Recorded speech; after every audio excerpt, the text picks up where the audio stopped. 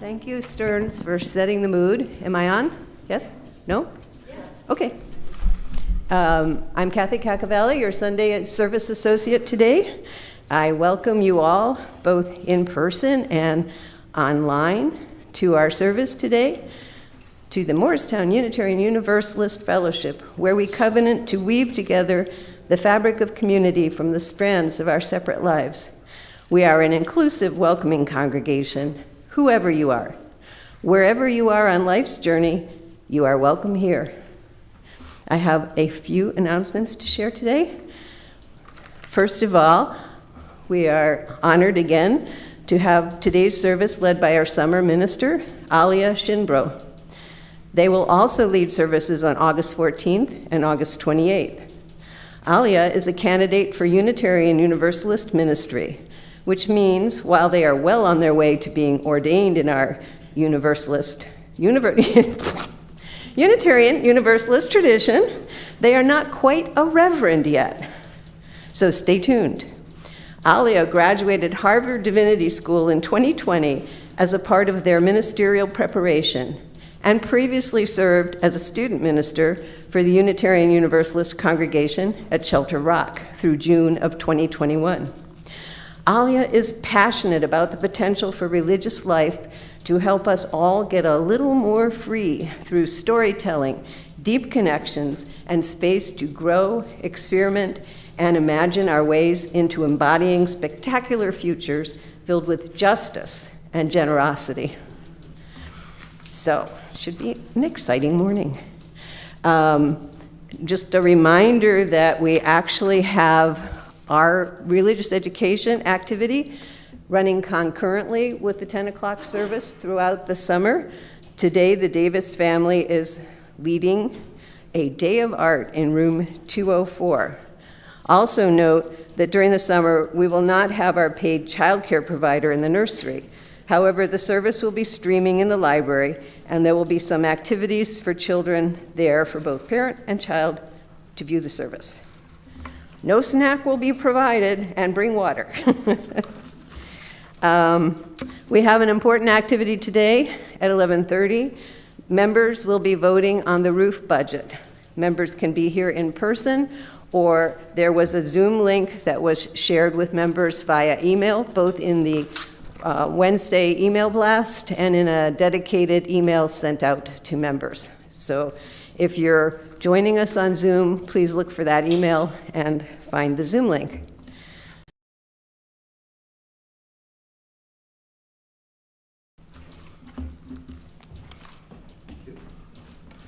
Good morning, everyone. So you already know the news.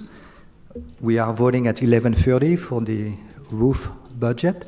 So I hope you can all make it. And as a gentle bribe to have you stay here, coffee hour, a few bagels, muffins, and a croissant. Okay? So. Maybe? No. I'll see you at 11:30. Thank you.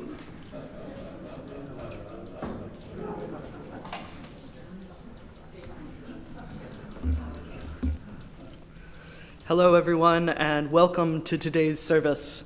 It's great to be back here with you. If we haven't met yet, my name is Alia Shinbrough, and I'm serving as your summer minister throughout the end of August. Today's service is on the theme of change, and how we as religious people can draw on different spiritual resources to see us through many of life's transitions. So today, I want to invite you into experiencing this worship service with what is perhaps a different approach than you might have tried before. I hope that each element of this service will invite you into spiritual practice and an experience of your senses, from the songs to the stories, meditations, and readings. It's my hope for this to be an embodied worship experience. And so, as we sing together this morning, I want to invite you to focus not on how the singing sounds to your ear, but how it feels to draw breath through your body to make that sound. Notice the rumbling in your chest, the feeling of your voice joining with other voices to create the experience of this music together. I invite you to feel your way through this service, to let the words and music wash over and move through you. What is most important will stick in your mind and will be held in your body. And I invite you to let go of what doesn't meet you where you are, like you'd release a breath after a long pause. Will you join me now in speaking together our chalice lighting words?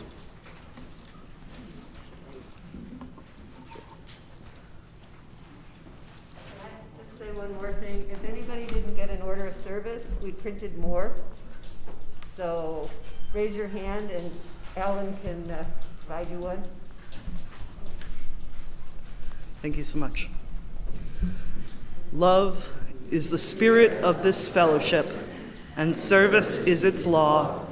This is our great covenant, to dwell together in peace, to seek the truth in love, and to help one another. Thank you. Will Alia is really good at it would be my honor. Well, I have a little chalice in a minute. This is exciting. Good luck. There we go. Thank you. Will you rise in body or spirit and join in our opening song, number 1031, Filled with Loving Kindness. We'll sing it 3 times together. May I be filled, may you be filled, may we be filled.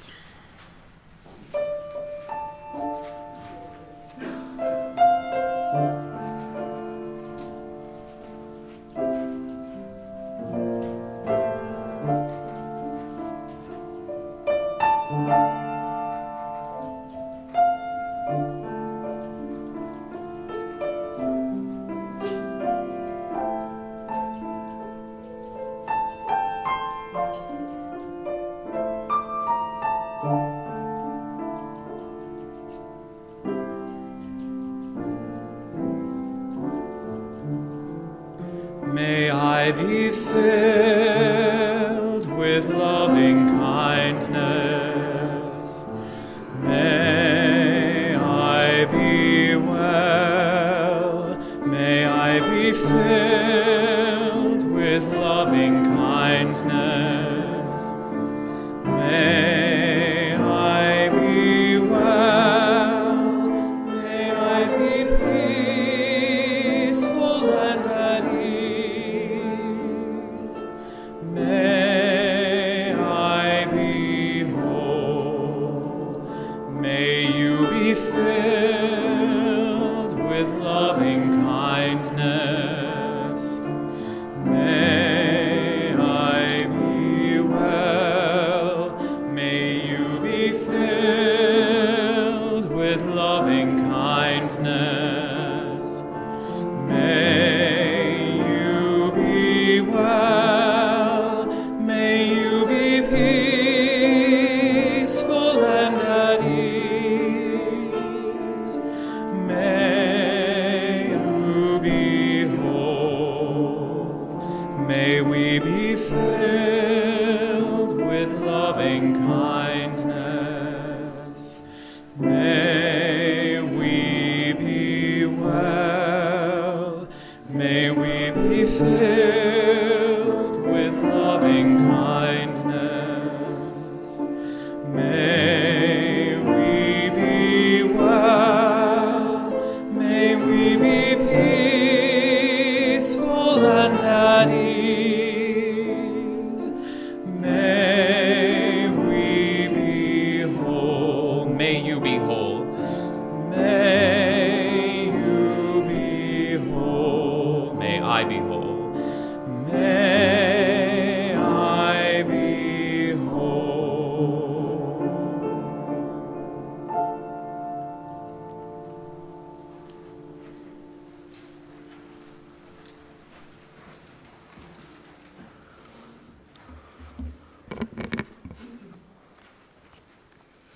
Have you ever felt such big emotions you thought you might burst?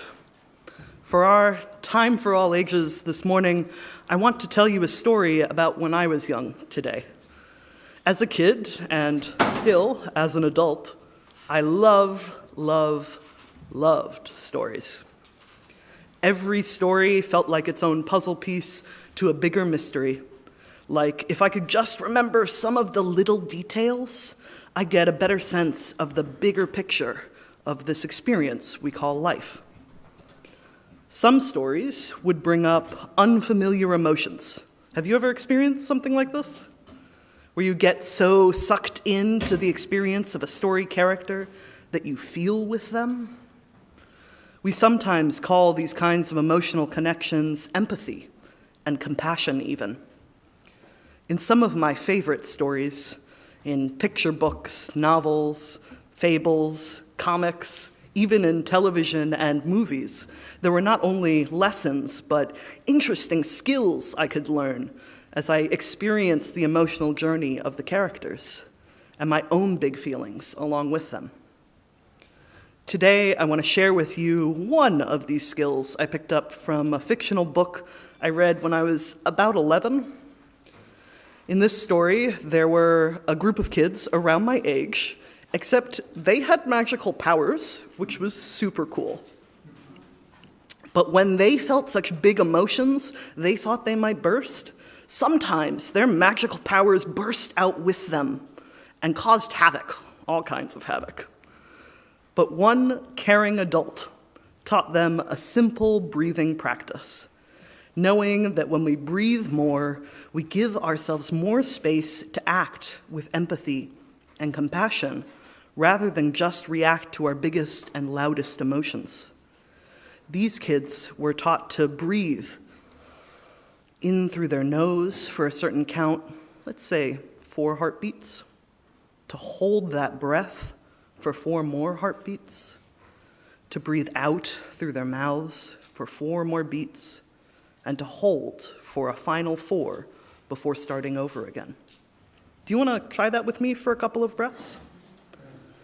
Breathe in, 1, 2, 3, 4.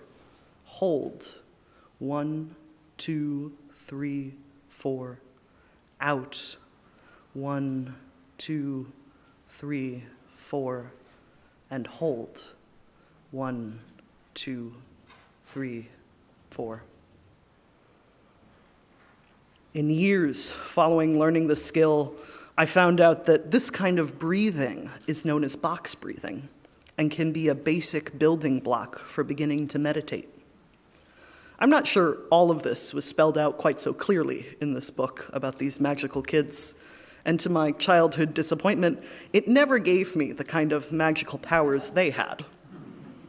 But I found when I was having big emotions and I tried to breathe like the kids in the story did, I felt more calm too, which was its own kind of magic. So if you find yourself feeling a lot when things change, or reacting faster than you can keep up with, I hope you'll remember this skill as a way to slow down and focus on the smaller details, like your breath, as a way of getting better in tune with the bigger picture.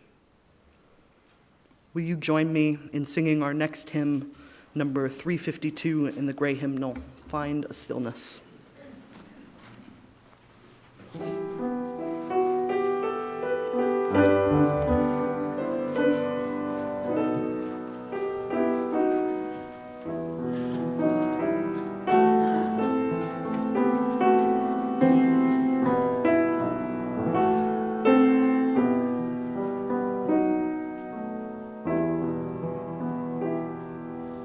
Find a stillness, hold a stillness, let the stillness carry me. Find the silence, hold the silence, let the silence carry me.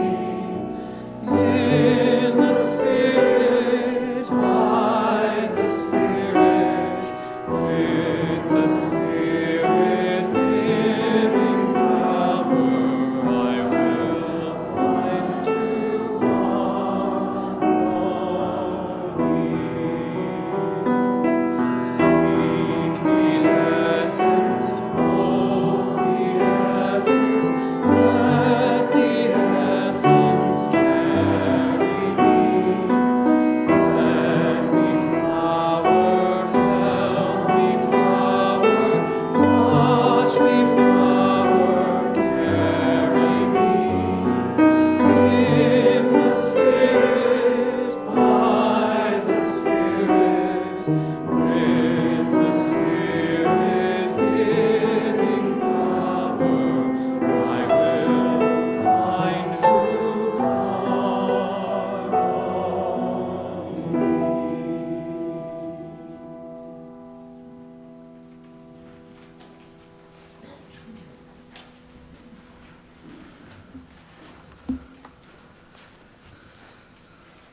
This is now the time in our service which we set aside to honor those milestones and passages that shape the lives of this community as they are held and honored by individual congregants.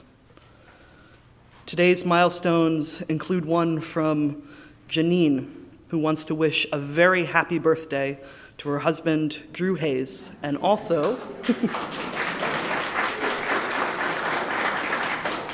to his birthday buddy, Nina Nemeth. I'd like to invite you to take a deep breath with me once again, to honor what has been shared here today and all that goes unspoken.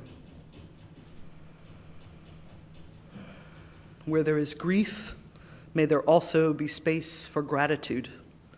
Where there is suffering, may there also be compassion. Where there is joy, may there be celebration. May all that is shared here strengthen the commitments and connections of this community. And now, as we move into a time of prayer and meditation, I want to share with you these words from Stephen W. Dick on spending time in silence. There is rarely enough silence in our services. Perhaps we are too busy for silence. Perhaps we are afraid of what we might discover. Today, we will give silence its place. Our meditation will include several minutes of silence, a luxury in this far from silent world. Let us pause to listen to the unheard word. Relax into a comfortable position. Breathe in and out very slowly. Quiet yourself and listen to the rhythm of your breath, your heart. Listen to the silence. You will think something. Let it pass into you and through you. You will feel something. Let it pass into you and through you. Spend some time in the unheard world.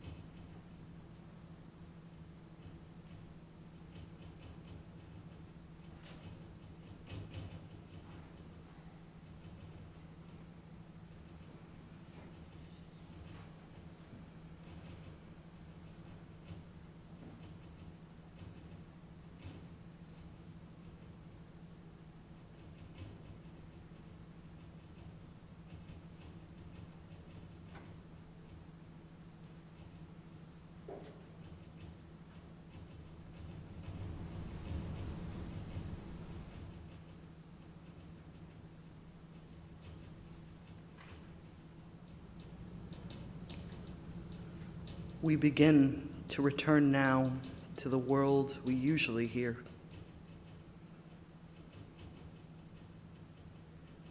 As you do, try to bring something of that unheard world with you. And remember to give yourself permission to return to the unheard world.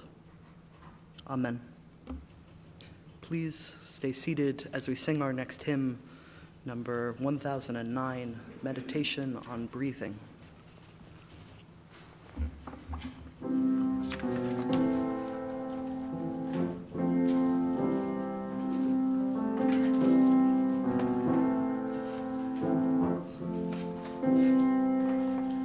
Breathe.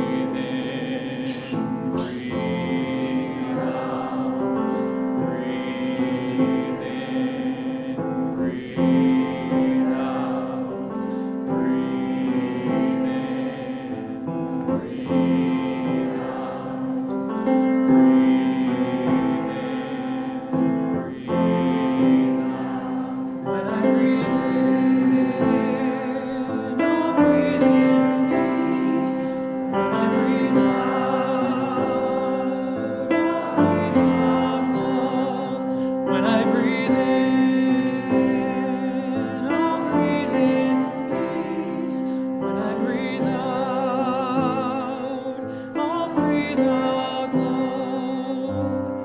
When I breathe in, I'll breathe in peace. When I breathe out, I'll breathe out love.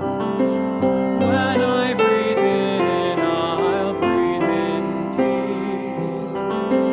When I breathe out, I'll breathe out love. When I breathe in, I'll breathe in peace. When I breathe out, I'll breathe out love. When I breathe in, I'll breathe in peace. When I breathe out, I'll breathe out love. Breathe in, breathe out. Breathe in, breathe out. Breathe in, breathe out.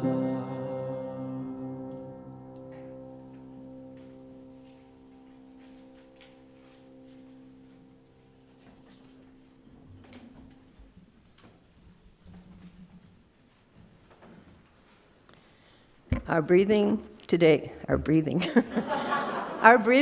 should be really relaxed by now. Our reading today is from the Reverend Maureen Killeran. Holy is this place. Blessed is this ground on which we stand. Holy is this place.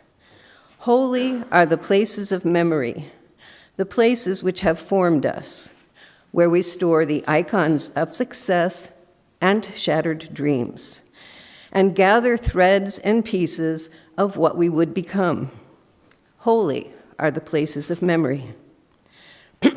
Holy are the places of the dream, the places over the rainbow, where all children are wanted and all people are fed, where colors are the source of celebration, and youth and age come to the table as one.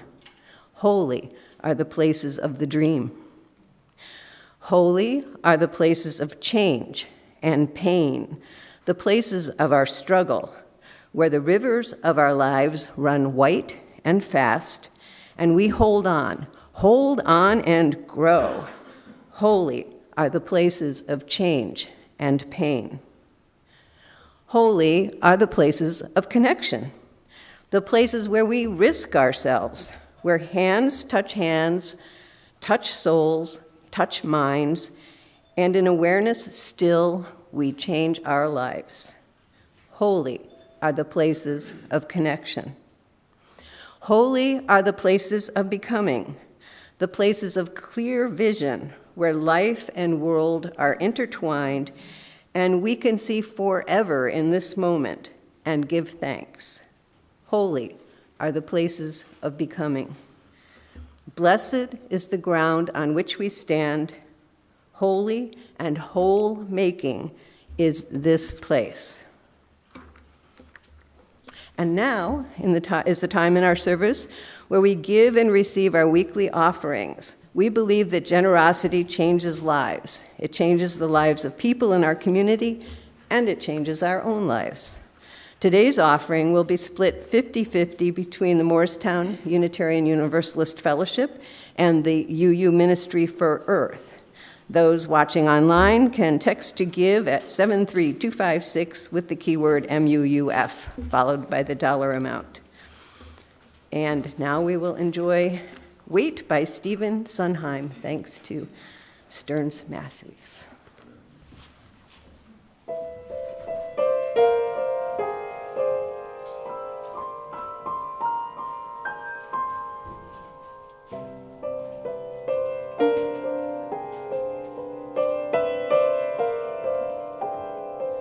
Easy now, hush, love, hush. Don't distress yourself, what's your rush? Keep your thoughts nice and lush. Wait.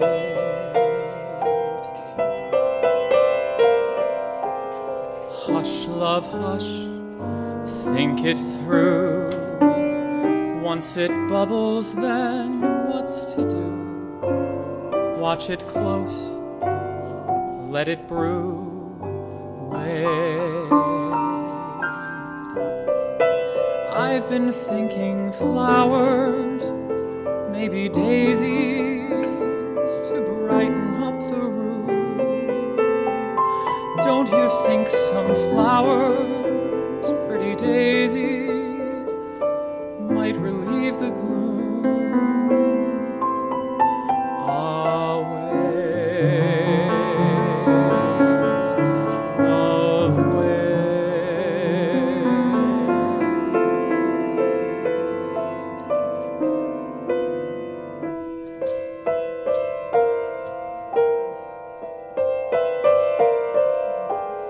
Slow, love, slow, time so fast, now goes quickly, see now it's past. Soon will come, soon will last, wait.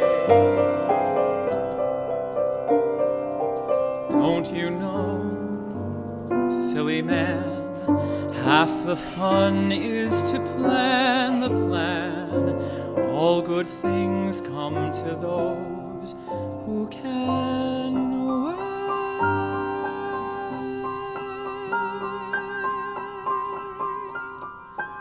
Gilly flowers maybe, instead of daisies. I don't know though, what do you think?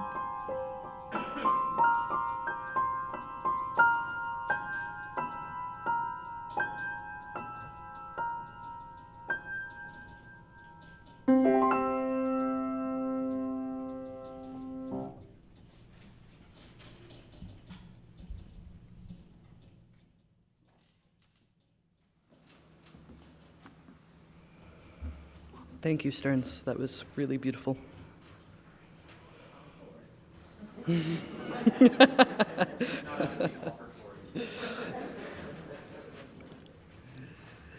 Change is hard. Have y'all noticed this? Not just me. Good. That's a bit of a relief. But seriously, change is hard. Sometimes it makes us feel uncertain. Other times unstable, like the ground beneath us is shifting and rearranging into unrecognizable forms. And what makes it worse, or better, depending on your perspective, is that change is inevitable. Things do not stay the same. Even when we see change coming, even when we choose change and know it's necessary, change is hard. But the good news is, with practice, we can get better at adapting to change. Both the changes we choose and make for our own lives, and the many changes outside our influence, which nonetheless shape our lived experiences. Adrian Murray Brown is a writer, a podcaster, an activist, a doula, and a facilitator. And the body of her work revolves around change, how to meet it and how to make it. If you're not already familiar with her work, I honestly can't recommend her strongly enough. For today's purposes, though, I want to draw your attention to her words from her incredible book, Emergent Strategy: Shaping Change, Changing Worlds, the first in her Emergent Strategy series. Adrian Murray Brown writes, "How we live and grow and stay purposeful in the face of constant change actually does determine both the quality of our lives and the impact that we can have when we move into action together. Many of us respond to change with fear or see it as a crisis. Some of us anticipate change with an almost titillating sense of stress.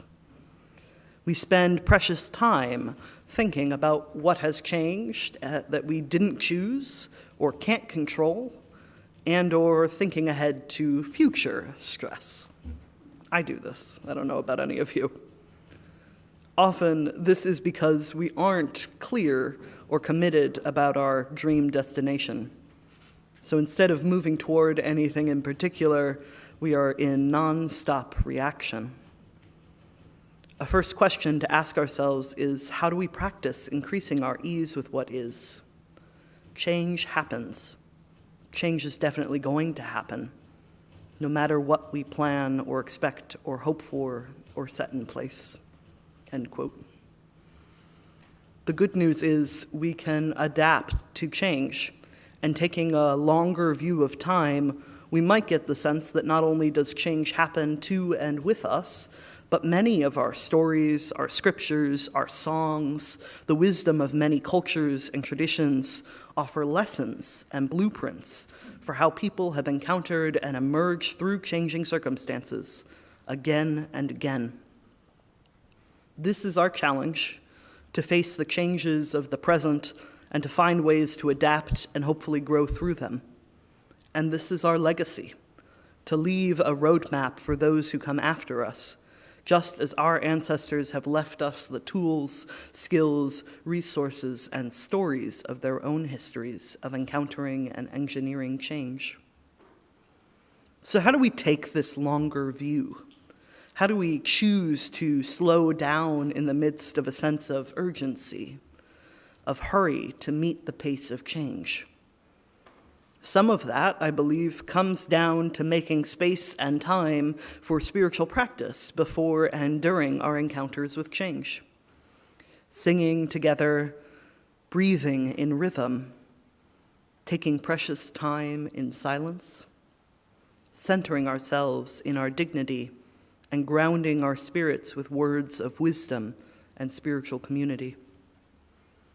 One of my absolute favorite things about being Unitarian Universalist is the richness of our spiritual diversity.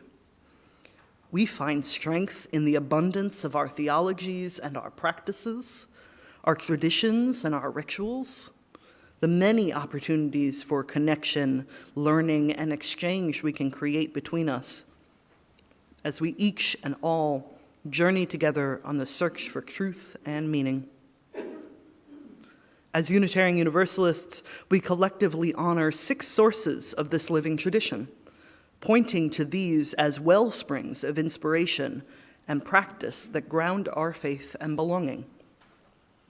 I want to lift up these sources today for your attention.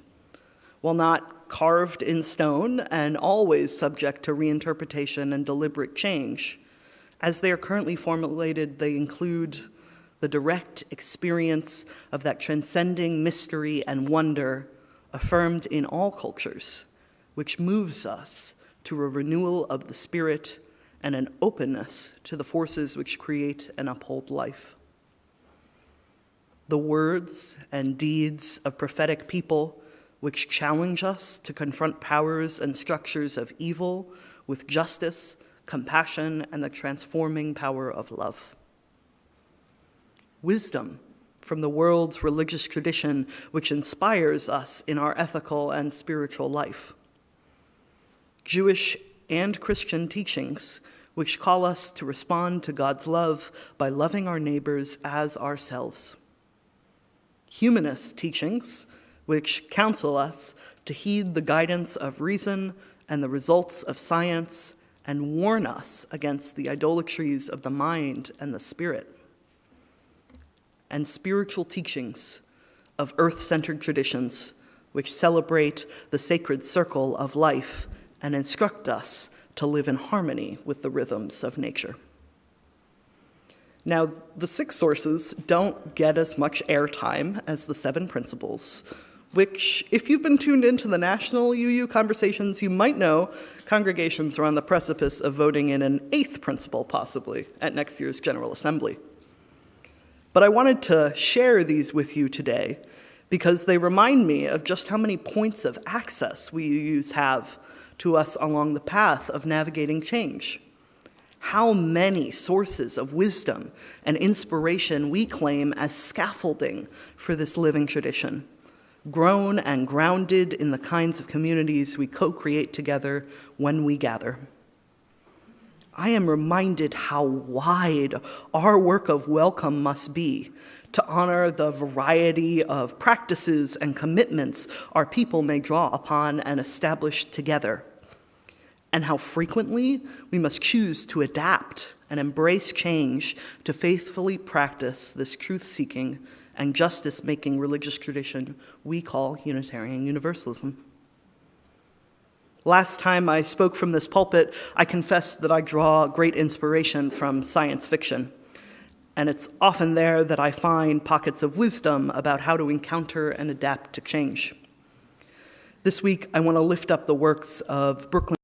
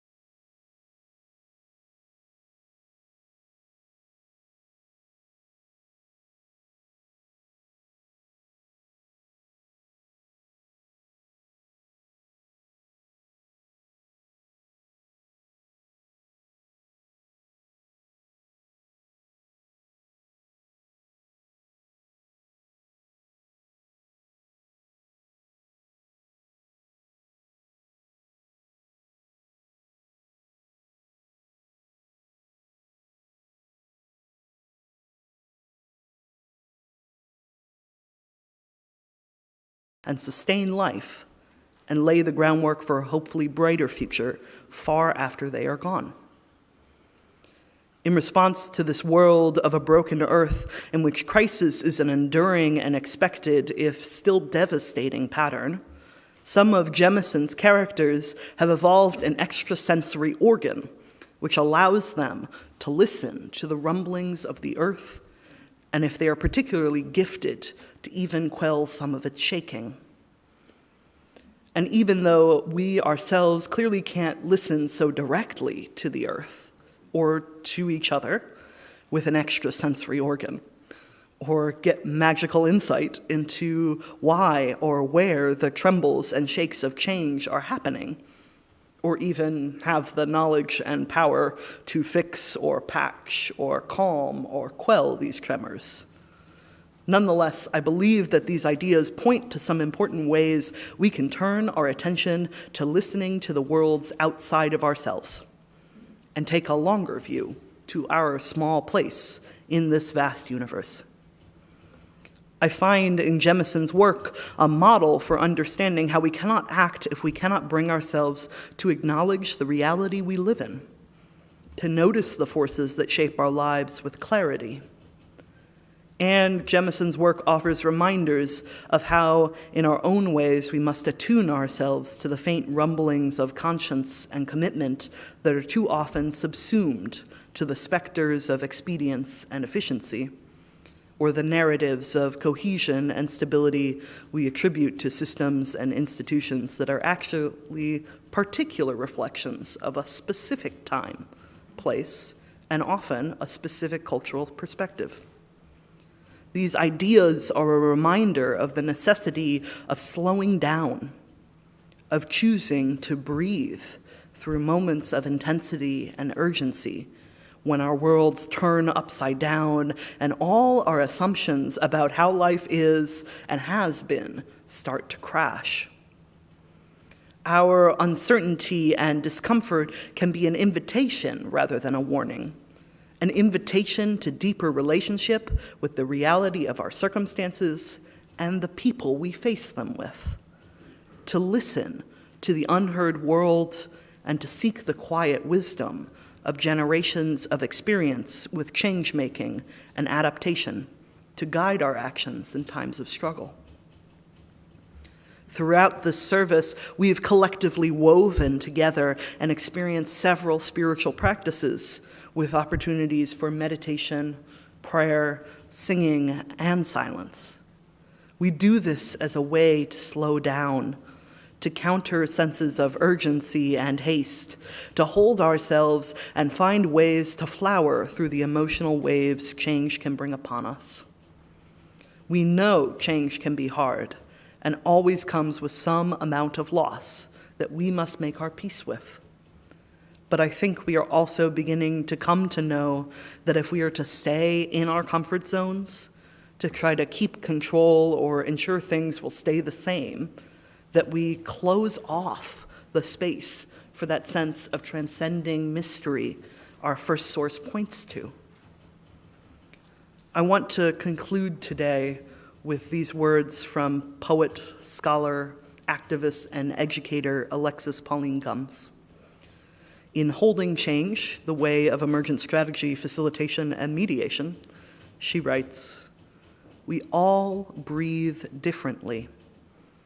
Our relationships to breath are impacted by our different bodies, our breathing practices, our relationships to the people in the room and the institutions we are engaging, and myriad other factors. The pace, the character, and the messages in the breath of each person are crucial. Our breathing can be as unifying and as particular as it needs to be. Physiologists have proven that when people constrict their breathing out of fear, they lower the amount of oxygen going to their brain. I also believe that when I cut off my breathing, I am limiting the space ancestors have to connect with me and guide me through the moment. Millions of us are holding our breath and hoping a change comes worthy of our exhalations. What I know is that if we breathe for a change, we will have more access to each other and the energies that can move us through this moment and the next." That last line from Alexis Pauline Gumbs just strikes me and bears some repeating. What I know is that if we breathe for a change, we will have more access to each other and the energies that can move us through this moment and the next. So as we go out back into our everyday lives and the pace of them today, may you shape pockets of calm in the midst of rapid change, one breath at a time. May you welcome many forms of wisdom, both the wisdom of words and the wisdom of silence. May you find ways to slow down, to practice noticing the holiness and the wholeness of the places you find yourself. May it be so. Amen. As we move into our final hymn, I invite you to once again concentrate on how it feels to sing. Notice those vibrations in your chest, the steadiness of your voice reaching for the notes sung by those around you. Be present to the sensations as best you can, and feel how the music moves through your body. Please rise in body and spirit as we sing number 396 in the gray hymnal, "I Know This Rose Will Open."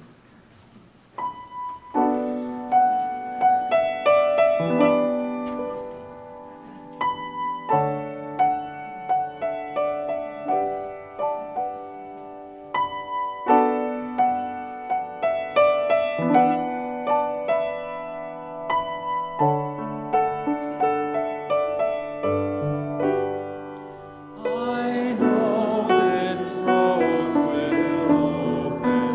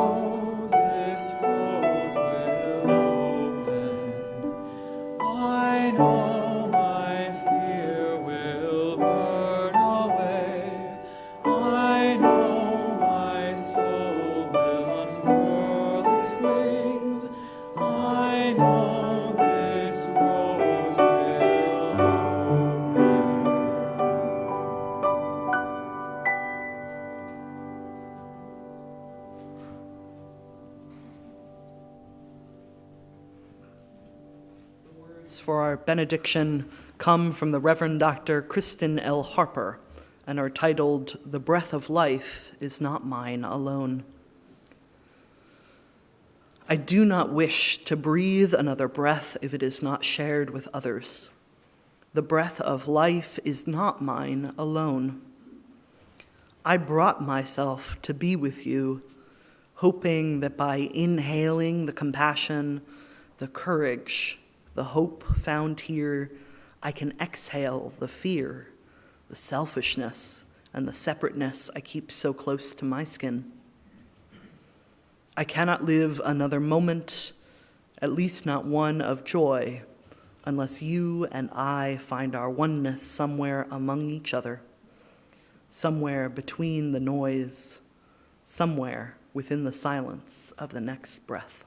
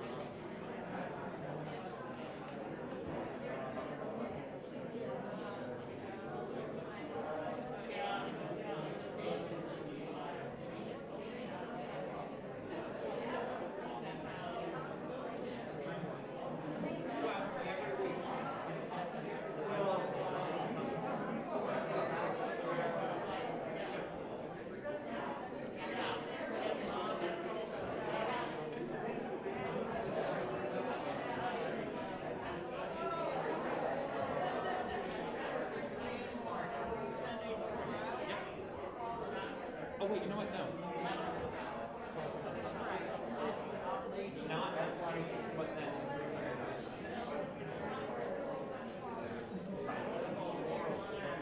About that. I can tell you forever that they've been taking care of yourself. But then you're able to give back. Hi to your husband.